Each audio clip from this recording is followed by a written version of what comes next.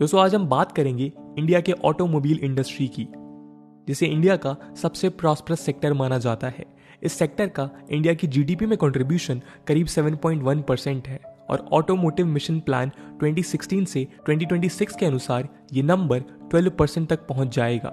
2019 में India world का 5th largest automobile industry बना। वहीं इंडिया वर्ल्ड का 2nd largest tractor manufacturer, 2nd largest two wheeler manufacturer, 5th largest car manufacturer और 7th largest commercial vehicle manufacturer है। अगर हम एम्प्लॉयमेंट की बात करें तो 35 मिलियन पीपल डायरेक्टली और इनडायरेक्टली ऑटोमोबाइल इंडस्ट्री पर डिपेंडेंट है। Department for promotion of industry and internal trade यानी कि DPIIT के अनुसार इंडस्ट्री ने अप्रैल 2000 और दिसंबर 2020 के बीच 25.4 बिलियन FDI विटनेस किया, जो करीब इस पीरियड के टोटल FDI का 5% है। आज इंडिया वर्ल्ड का मेजर मल्टीनेशनल ऑटोमोबाइल कंपनीज जैसे Mercedes Benz, BMW, Toyota, Hyundai etcetera के लिए प्राइम बिजनेस डेस्टिनेशन बन गया है। अपने low cost manufacturing, skilled labour, huge domestic demand और फेवरेबल गवर्नमेंट पॉलिसीज के बलबूते पर इंडिया ग्लोबल ऑटोमोबाइल इंडस्ट्री के सेंटर स्टेज पर आ गया है। वर्ल्ड इकोनॉमिक फोरम ने अपने ग्लोबल मैन्युफैक्चरिंग इंडेक्स में इंडिया को 30th रैंक अलॉट किया, जो दर्शाता है कि इतने मैसिव प्रोडक्शन के बावजूद अभी तक इंडिया अपना पोटेंशियल रियलाइज नहीं कर पाया है। एक्सपर्ट्स के अनुसार इन चैलेंजेस को टैकल कर ऑटोमोबाइल इंडस्ट्री 2026 तक 51.4 से लेके $282.8 बिलियन इंडस्ट्री बन सकता है और हमारे मेक इंडिया ग्रेट अगेन के सपने को पूरा कर सकता है। चलिए आज हम इस वीडियो के माध्यम से जानते हैं कि आखिर कैसे ऑटोमोबाइल इंडस्ट्री ने इतना ग्रो किया। साथ ही हम देखेंगे कि क्या चैलेंजेस इंडस्ट्री फेस कर रही है और गवर्नमेंट इन्हें कैसे टैकल कर रही है। फाइनली हम इस सेक्टर के फ्यूचर प्रोस्पेक्ट्स पर भी एक नजर डालेंगे। आइए पहले हम इस इंडस्ट्री की ग्रोथ पर एक नजर डालते हैं। दोस्तों हम इस इंडस्ट्री को 3 फेजेस में पढ़ सकते हैं। पहला है 1940 से 1970 के बीच का पीरियड, जहां अब तक कार्स को इंपोर्ट किया जाता था। इंडिया के इंडिजिनस पैसेंजर कार प्रोडक्शन की शुरुआत 1940s में हुई, जब हिंदुस्तान मोटर्स और प्रीमियर ऑटोमोबाइल लिमिटेड ने अपना यूनिट इंडिया में खोला। गवर्नमेंट ने डोमेस्टिक प्रोडक्शन बूस्ट करने के लिए 1952 में टैरिफ कमीशन अपॉइंट किया। 1953 में कमिटी ने अपने रिपोर्ट में रिकमेंड किया कि एग्जिस्टिंग इंडियन कार कंपनीज को उनके मैन्युफैक्चरिंग इंफ्रास्ट्रक्चर के अनुसार कैटेगराइज किया जाना चाहिए, ताकि लोकल कंपोनेंट मैन्युफैक्चरिंग को बूस्ट मिल सके। वहीं इंपोर्ट सब्स्टिट्यूशन पॉलिसी के तहत फुली बिल्ट अप कार्स पर हायर इंपोर्ट ट्रैफिक और रेस्ट्रिक्शंस प्लेस किए गए। इस दौरान हिंदुस्तान मोटर्स, कलकत्ता के एम्बेसडर कार और प्रीमियर ऑटोमोबाइल, बॉम्बे के फिएट मॉडल ने मार्केट डोमिनेट किया। वहीं टाटा मोटर्स या टेल्को, जिसने पुणे में मर्सिडीज बेंज के साथ कोलैबोरेट किया, और अशोक लेलैंड, जिसने मद्रास में लेलैंड मोटर्स के साथ कोलैबोरेट किया। ऐसा करने की वजह से वो मेजर बस और ट्रक मैन्युफैक्चरर्स बन गए। डिफेंस मैन्युफैक्चरिंग प्रमोट करने के लिए 1965 में अवादी, चेन्नई में हैवी व्हीकल्स फैक्ट्री स्टैब्लिश किया गया। ये फैक्ट्री आज भी इंडिया का ओनली टैंक मैन्युफैक्चरिंग फैसिलिटी है। इन सब के बावजूद ब्यूरोक्रेटिक हर्डल्स जैसे licence raj, poor infrastructure, lower demand etcetera के कारण सेक्टर ने बेहद स्लो ग्रोथ अचीव किया। दूसरा पीरियड है 1970 से 1990 के बीच का। सिनेरियो थोड़ा इंप्रूव होने लगा। व्हीकल इंपोर्ट पर रेस्ट्रिक्शंस कंटिन्यू किए गए और प्राइस कंट्रोल्स को हटाया गया, जिसने मार्केट में एक कॉम्पिटिटिव एलिमेंट लाया। इस दौरान कमर्शियल व्हीकल्स, स्कूटर्स और ग्रीन रेवोल्यूशन के कारण फार्म ट्रैक्टर की डिमांड में बढ़ोतरी दिखाई दी। लेकिन हाई एनुअल रोड टैक्स, जो उस वक्त के एवरेज एनुअल इनकम का मोर देन 50% हुआ करता था, जिसकी वजह से कार ओनरशिप लग्जरी बन गई। वहीं क्वांटिटेटिव रेस्ट्रिक्शंस, इंपोर्ट बैरियर्स के कारण डिमांड सप्लाई मिसमैच देखने को मिला। गवर्नमेंट ने रियलाइज किया कि अब वक्त है मॉडर्न, फ्यूल एफिशिएंट और लो कॉस्ट यूटिलिटी व्हीकल को इंट्रोड्यूस किया जाना चाहिए, जिसे कॉमन मैन अफोर्ड कर सके। इसलिए गवर्नमेंट ने FDI नॉर्म्स लिबरलाइज करना शुरू किया। फरवरी 1981 को इंडियन कंपनी मारुति उद्योग लिमिटेड MUL को गवर्नमेंट कंपनी के रूप में इनकॉर्पोरेट किया गया, जिसमें जापानीज फर्म सुजुकी ने $260 मिलियन इन्वेस्ट कर कंपनी में 26% इक्विटी एक्वायर किया। एक ही साल में MUL ने इंडिया का first domestically produced modern car Maruti 800 का निर्माण किया। इसी के साथ Japanese firm Toyota, Mitsubishi, Mazda और निसान ने इंडियन कंपनीज के साथ ज्वाइंट वेंचर स्टैब्लिश कर कमर्शियल व्हीकल प्रोडक्शन बूस्ट किया। इस FDI इनफ्लो ने न केवल कैपिटल बल्कि टेक्नोलॉजी ट्रांसफर, एक्सपर्टीज भी लाया। वहीं फेज मैन्युफैक्चरिंग प्रोग्राम यानी कि पीएमपी के तहत डोमेस्टिक ओरिजिनल इक्विपमेंट मैन्युफैक्चरर को लोकल कंपोनेंट यूटिलाइजेशन फेजेस में बढ़ाने के लिए कहा गया। फाइनली 1991 के बाद गवर्नमेंट ने एलपीजी रिफॉर्म्स को अडॉप्ट किया, जिसने हमारे इकोनॉमी को कंप्लीटली ट्रांसफॉर्म किया। ऑटो लाइसेंसिंग, एफडीआई लिमिट्स जैसे रिस्ट्रिक्टिव पॉलिसीज को हटाकर फॉरेन इन्वेस्टमेंट प्रमोट किया गया। 1997 में फॉरेन पार्टनर्स को जॉइंट वेंचर्स में मेजॉरिटी शेयर यानी 51% शेयर होल्ड करने की अनुमति दी गई। इस पॉलिसी ने मानो सेक्टर को रिवॉल्यूशनाइज कर दिया, जिसके तहत प्रोडक्शन, डाइवर्सिफिकेशन, कंपटीशन, इनोवेशन और state of the art vehicle models का निर्माण किया जाने लगा। वहीं 2000 में सेंट्रल गवर्नमेंट ने Bharat stage emission standards establish किए, जिससे व्हीकुलर पॉल्यूशन पर बेस मैनर में कंट्रोल लाया जा सके। रिसेंटली 2019 में गवर्नमेंट ने अनाउंस किया कि 1 अप्रैल 2020 से सभी व्हीकल्स BS6 नॉर्म्स कंप्लेंट होंगे। इस कंप्लायंस की मदद से इंडिया इंटरनेशनल स्टैंडर्ड्स के साथ लेवल होगा, जो हमारे ग्लोबल एक्सपोर्ट्स को बूस्ट करेगा। आज ऑटोमोबाइल इंडस्ट्री में 100% FDI via automatic route available है, जहां 1992 से 1993 में इस सेक्टर का जीडीपी कंट्रीब्यूशन 2.77% था, ये 2019 तक 7.1% पहुंच गया है। आज हमें ऑटोमोबाइल इंडस्ट्री कई क्लस्टर्स में नजर आते हैं, जैसे नॉर्थ में दिल्ली गुड़गांव फरीदाबाद बेल्ट, ईस्ट में कोलकाता जमशेदपुर बेल्ट, साउथ में चेन्नई बैंगलोर होसूर बेल्ट और वेस्ट में मुंबई पुणे नासिक औरंगाबाद और सनांद हंसलपुर विठलपुर बेल्ट। इस सेक्टर की ग्रोथ के पीछे कई फैक्टर्स रिस्पॉन्सिबल हैं, जैसे पहला है role of domestic demand. India का ग्रोइंग पॉपुलेशन और expanding middle class automobile industry के लिए डिमांड ड्राइवर्स हैं। वहीं इंडिया में वर्ल्ड का सेकंड लार्जेस्ट रोड नेटवर्क मौजूद है। गवर्नमेंट ने भी अपने 5 ईयर प्लान के बदौलत देश के इंफ्रास्ट्रक्चर डेवलपमेंट पर सब्सटेंशियल इन्वेस्टमेंट किया है, जो कार्स की डिमांड में बढ़ोतरी लाया है। दूसरा है हाई FDI ग्रोथ। 1983 के बाद जब हमने अपने बॉर्डर्स ओपन करना शुरू किया तो इंडिया ने मैसिव FDI इनफ्लो विटनेस किया। इन फॉरेन कंपनीज ने न केवल टेक इन्फ्यूजन लाया, पर आउटपुट और प्रोडक्टिविटी में भी काफी इंप्रूवमेंट लाया। इसका सबसे प्रोमिनेंट एग्जांपल है मारुति और जापानीज फर्म सुजुकी के बीच का कोलैबोरेशन। इन्होंने मॉडर्न टेक्नोलॉजी यूज कर डोमेस्टिक कार सप्लाई को अफोर्डेबल और फ्यूल एफिशिएंट बनाया। फाइनली कंपनीज के विजनरी स्ट्रेटजीज ने डोमेस्टिक प्रोडक्शन को एक नया रूप दिया। इसका सबसे अच्छा एग्जांपल है टाटा ग्रुप। टाटा ग्रुप के हेड रतन टाटा जी का सपना था कि उन्हें कंप्लीटली इंडियन कार और पीपल्स कार का निर्माण करना था, जिसे कॉमन मैन भी अफोर्ड कर सके। इस विजन के चलते उन्होंने टाटा इंडिका और टाटा नैनो का निर्माण किया, जिन्हें बजट फ्रेंडली कार्स कहा जाने लगा। साथ ही उन्होंने अपनी कंपनी के डायस्पोरा और फैमिली ओन डाइवर्स बिजनेस को यूज कर इंटर सेक्टोरल लिंकेज अचीव किया और लोकल इकोनॉमी को बूस्ट किया। पर साथ ही साथ आज ये इंडस्ट्री कई चैलेंजेस फेस कर रही है, जैसे कि पहला है lack of adequate skill labour.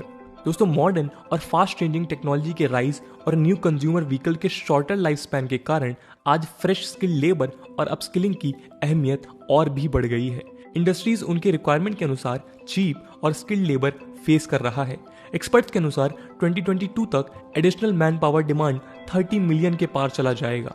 ऐसे में इंडस्ट्रीज अपना प्रोडक्शन बढ़ाने के लिए requisite man power shortage face कर रहे हैं। अगला चैलेंज है low information and communication technology penetration. अगर हम इंटरनेशनल स्टैंडर्ड से कंपेयर करें तो इंडिया के ऑटोमोटिव सेक्टर में ICT काफी लो लेवल पर अडॉप्ट किया गया है। एक NASSCOM स्टडी के अनुसार ऑटोमोबाइल इंडस्ट्री IT एडॉप्शन में रिलेक्टेंस दिखा रहा है, जो इनडायरेक्टली उनकी प्रोडक्टिविटी, कॉम्पिटिटिवनेस और होलिस्टिक ग्रोथ को हैम्पर कर रहा है। हमें ये समझना होगा कि यदि OEMs इन्हें अडॉप्ट करें तो ये डायरेक्टली वेंडर्स और कंज्यूमर से इंटरैक्ट कर सकते हैं और उनके आइडियाज, प्रेफरेंसेस को अपने डिजाइन में इंक्लूड कर सकते हैं। Finally, disruptive new government regulations ने इंडस्ट्री की ग्रोथ को हैम्पर किया है। रिसेंटली गवर्नमेंट ने ऑटोमोबाइल इंडस्ट्रीज को अप्रैल 2022 तक BS4 से BS6 शिफ्ट होने के लिए कहा है। इस डायरेक्शन के कारण इंडस्ट्रीज की टेक्नोलॉजी अपग्रेडेशन में एडिक्वेटली इन्वेस्ट करना पड़ रहा है। साथ ही कोविड-19 के कारण कंपनीज के ओल्ड इन्वेंटरीज भी अभी भी स्टॉक्स में मौजूद हैं। इसके अलावा GST रेट्स में फ्लक्चुएशंस ने कंपनीज के प्रॉफिट मार्जिन को अनसस्टेनेबल बनाया है। इन चैलेंजेस को देखने के बाद चलिए अब हम देखते हैं कि कैसे गवर्नमेंट इन्हें टैकल कर रहा है। दोस्तों, गवर्नमेंट ने ऑटोमोबाइल इंडस्ट्री को बूस्ट करने के लिए कई मेजर्स लिए हैं, जैसे पहला है ऑटोमोटिव मिशन प्लान 2016 to 2026। इस प्लान की मदद से सेंट्रल गवर्नमेंट और इंडियन ऑटोमोटिव इंडस्ट्री ने एक रोड मैप ले किया है, जिसकी मदद से इंडस्ट्री को बेहतर डेवलप किया जा सकता है। इस प्लान के तहत इंडिया को वर्ल्ड के टॉप 3 व्हीकल और ऑटो कंपोनेंट्स, इंजीनियरिंग, मैन्युफैक्चरिंग और एक्सपोर्ट हब बनाया जाएगा और इंडिया की जीडीपी में कंट्रीब्यूशन 12% तक लाया जाएगा। इसी के साथ एडिशनल 65 मिलियन जॉब्स क्रिएट कर इंडस्ट्री को फॉरवर्ड और बैकवर्ड लिंकेजेस दिए जाएंगे। इस प्लान को मेक इन इंडिया प्रोग्राम से लिंक कर एक्सपोर्ट प्रमोशन पर फोकस किया जाएगा। फाइनली, कॉम्प्रिहेंसिव और स्टेबल पॉलिसी डिसीजंस की मदद से इंडस्ट्री को बिजनेस फ्रेंडली इन्वायरमेंट मिलेगा। अगला है national electric mobility mission plan 2020। दोस्तों, 2019 में गवर्नमेंट ने फास्टर एडॉप्शन और manufacturing of hybrids and EVs या FAME2 प्रोग्राम लॉन्च किया। FAME2 की मदद से ईवी के 4 की एरियाज पर फोकस किया जाएगा: technology, development, demand creation, pilot projects और चेंजिंग इंफ्रास्ट्रक्चर। इस सेक्टर का 10% बजट स्पेसिफिकली इलेक्ट्रिक व्हीकल्स की चार्जिंग इंफ्रास्ट्रक्चर को डेवलप करने के लिए यूटिलाइज किया जाएगा। यहाँ 2020 से 6 to 7 मिलियन हाइब्रिड और electric vehicle sales per year का एम्बिशियस टारगेट रखा गया है। इस प्रकार इस प्लान के तहत हॉलिस्टिकली नेशनल फ्यूल सिक्योरिटी लाया जाएगा। इसी के साथ national automotive testing and research and development infrastructure project को भी लॉन्च किया गया है।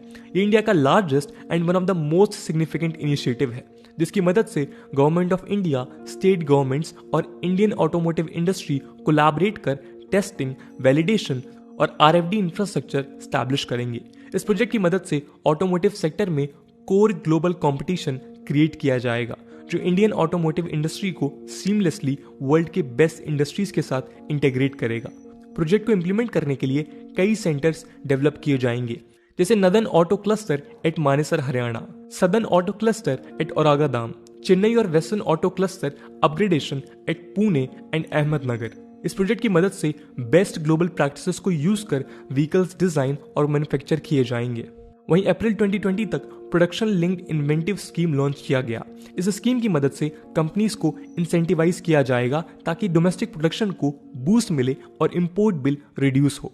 कंपनीज को अपने इंक्रीमेंटल सेल्स रेवेन्यू और एक्सपोर्ट रेवेन्यू पर 2 से 12% तक का कैशबैक दिया जाएगा। इस स्कीम को advanced chemical cell battery shortage production से लिंक किया गया है, जिसकी मदद से इलेक्ट्रॉनिक व्हीकल्स का कॉस्ट ऑफ प्रोडक्शन कम हो जाएगा और ज्यादा से ज्यादा लोग इसे अफोर्ड कर पाएंगे। फाइनली अप्रैल 2021 में व्हीकल स्क्रैपेज पॉलिसी अडॉप्ट किया गया। इस पॉलिसी की मदद से ओल्ड व्हीकल्स को धीरे धीरे फेज आउट किया जाएगा ताकि पॉल्यूशन रिड्यूस हो और job opportunities domestic new car demand में राइज देखने को मिले। यदि कोई 15 years and above commercial vehicle या 20 years and above passenger vehicle fitness और एमिशन टेस्ट पास नहीं करता तो उसे मैंडेटरीली स्क्रैप किया जाएगा। इस स्क्रैप्ड मटेरियल जैसे स्टील, प्लास्टिक, रबर, एल्युमिनियम को ऑटोमोबाइल कंपनीज यूज कर सकते हैं और कॉस्ट ऑफ प्रोडक्शन को 30 to 40% कम कर सकते हैं। Ministry of road, transport and highways के अनुसार ये पॉलिसी हमारे क्रूड ऑयल इंपोर्ट बिल को 20 लाख करोड़ से रिड्यूस कर सकता है। गवर्नमेंट के स्टेप्स देखने के बाद चलिए हम देखते हैं कि इस सेक्टर के फ्यूचर प्रोस्पेक्ट्स क्या हैं। सबसे पहले हम बात करेंगे इलेक्ट्रिक व्हीकल सेक्टर की। दोस्तों, दुनिया में बढ़ते क्लाइमेट चेंज कंसर्न्स एड्रेस करने के लिए और व्हीकुलर पॉल्यूशन कम करने के लिए ऑटोमोबाइल मैन्युफैक्चरर्स ने फेजेस में इलेक्ट्रॉनिक व्हीकल्स की ओर शिफ्ट करना शुरू किया है। ये सेक्टर कई चैलेंजेस फेस कर रहा है, जैसे lack of charging infrastructure, poor government support etcetera. ऐसे में अगर इंडिया को इलेक्ट्रॉनिक व्हीकल हब बनना है तो हम चाइना के इलेक्ट्रिक कैपिटल ल्यूजोउ से इंस्पिरेशन ले सकते हैं। चाइना के सदर्न रीजन में पाया जाने वाला ये सिटी ओस्लो के बाद दुनिया का सबसे ज्यादा इलेक्ट्रॉनिक व्हीकल पेनिट्रेटेड सिटी है। यहाँ पर करीब 30% कार्स इलेक्ट्रिक हैं। उन्होंने इनोवेटिव अप्रोच को यूज कर इलेक्ट्रॉनिक व्हीकल मार्केट ग्रो किया है। सबसे पहले यूएस के जनरल मोटर्स ने state bag SAIC motor corporation और गुआंगशी ऑटोमोबाइल ग्रुप के साथ ज्वाइंट वेंचर एस्टैब्लिश कर रेसिडेंट्स को इलेक्ट्रॉनिक व्हीकल्स का एक्सपोजर दिया। 2017 में कैंपेन के तहत free 10 month test drive offer किया गया, जिसे करीब 15,000 लोगों ने ट्राई किया और अपना फीडबैक दिया। लोकल ऑटोमेकर बाओजून E100 के प्रोडक्ट इतना पॉपुलर हुआ कि 70% टेस्ट ड्राइवर्स ने तुरंत इसे बुक किया। फिर रेसिडेंट्स ने नीड्स और ड्राइविंग हैबिट्स को समझते हुए छोटे 2 सीटर कार सिर्फ $5,000 में डेवलप किया गया। इससे इलेक्ट्रॉनिक व्हीकल्स अफोर्डेबल बन गए और ड्राइवर्स को इंसेंटिवाइज करने के लिए हर 10,000 किलोमीटर ड्राइव के लिए $160 ऑफर किए गए। कार साइज छोटा होने के कारण सिटी में करीब 15,000 एडिशनल पार्किंग स्पॉट्स क्रिएट हुए। चार्जिंग इंफ्रास्ट्रक्चर डेवलप करने के लिए 30,000 चार्जिंग आउटलेट्स पूरे सिटी में डेवलप किए गए। इसी के साथ लोकल कंपोनेंट इंडस्ट्री को लिंक किया गया है जिससे डोमेस्टिक प्रोडक्शन बूस्ट हो। इस प्रकार होलिस्टिक फ्रेमवर्क के तहत ल्यूजोहू इलेक्ट्रिक कार हब बन गया है। अब वक्त है पायलट बेसिस पर हम इस प्रोजेक्ट को इम्प्लीमेंट करें और डोमेस्टिक इलेक्ट्रॉनिक व्हीकल को क्लियर डायरेक्शन दें। अब हम बात करेंगे रिसर्च एंड डेवलपमेंट की। दोस्तों, जहां ग्लोबल ऑटो जाइंट्स जैसे जर्मनी, जापान करीब 10% रेवेन्यू रिसर्च एंड डेवलपमेंट में स्पेंड करते हैं, वहीं इंडिया लेस देन 1% स्पेंड करता है। अगर गवर्नमेंट इंसेंटिव्स दे तो असेंबली और कंपोनेंट सप्लायर्स में रिसर्च एंड डेवलपमेंट को बूस्ट किया जा सकता है। इसकी मदद से हम न केवल न्यू सेगमेंट्स जैसे कॉम्पैक्ट एसयूवीज प्रोडक्शन बूस्ट कर सकते हैं, पर फ्यूचर टेक्नोलॉजी जैसे ग्रीन मोबिलिटी भी एफिशिएंटली डेवलप कर सकते हैं। वहीं नेक्स्ट बिग थिंग माने जाने वाले autonomous driven cars connected mobility को इंडिया सॉफ्टवेयर सॉल्यूशंस प्रोवाइड कर फ्यूचर ड्रिवन मार्केट हब बना सकता है। अगर हम स्किल्ड वर्कफोर्स की बात करें तो ऑटो स्किल डेवलपमेंट काउंसिल का निर्माण किया जा सकता है जो इंडस्ट्री स्पेसिफिक ट्रेनिंग प्रोवाइड करेंगे। कॉन्सेंट इंडस्ट्री और एकेडमिया के कोलैबोरेशन की मदद से हम इंडस्ट्रियल रिक्वायरमेंट्स को पूरा कर सकते हैं। Data analytics, vehicle connectivity, internet of things, machine learning और artificial intelligence etcetera 21st century में फंडामेंटल ऑटोमोबाइल स्किल्स बन गए हैं जिन्हें हमें अडॉप्ट करना चाहिए। Finally India alternate fuel hub बन सकता है। 2023 से 24 तक इंडिया ने 20% इथेनॉल पेट्रोल के साथ ब्लेंड करने का एम रखा है और eventually 100% ethanol run vehicles produce करने का एम है। गवर्नमेंट ने अपना फॉसिल फ्यूल डिपेंडेंस कम करने के लिए इथेनॉल बेस्ड फ्लेक्स इंजन्स को भी प्रमोट किया है। डोमेस्टिक इथेनॉल प्रोडक्शन को यूज कर इजिली हम ऑल्टरनेट फ्यूल हब बन सकते हैं। इथेनॉल के अलावा हम हाइड्रोजन फ्यूल सेल्स प्रोडक्शन पर फोकस कर सकते हैं जिन्हें इलेक्ट्रिक कार्स में यूटिलाइज किया जा सकता है। तो दोस्तों, इस प्रकार हमने देखा कि कैसे ऑटोमोबाइल इंडस्ट्री ने इंडिया में ग्रो किया। अब वक्त है कि कांस्टेंट गवर्नमेंट सपोर्ट और गवर्नमेंट इंडस्ट्री कोलैबोरेशन की मदद से एक होलिस्टिक ब्लूप्रिंट तैयार किया जा सके जिससे जल्द ही हमारा 5 ट्रिलियन इकोनॉमी का सपना पूरा हो सके। एक्सपर्ट्स के अनुसार future automotive industry electric, sustainable, cost efficient और टेक्नोलॉजी ड्रिवन होगा। हम इस डायरेक्शन में रिसर्च एंड डेवलपमेंट प्रमोट कर भारत के मेक इंडिया ग्रेट अगेन के सपने को पूरा कर सकते हैं। दोस्तों, इलेक्ट्रिक व्हीकल के अलावा कौन सी ऐसी फ्यूचरिस्टिक टेक्नोलॉजी है जिसके ऊपर इंडियन कंपनीज और गवर्नमेंट काम कर सकती है जो इंडिया को आने वाले समय में ग्लोबल ऑटोमोबाइल हब बना सकती है? आप कमेंट सेक्शन में जरूर बताइएगा। आज की वीडियो के लिए इतना ही। आई होप आपको वीडियो पसंद आई होगी और अगर पसंद आई है तो अपने दोस्तों के साथ शेयर करना मत भूलिएगा। हम मिलते हैं अगले वीडियो में, तब तक के लिए जय हिंद, जय भारत।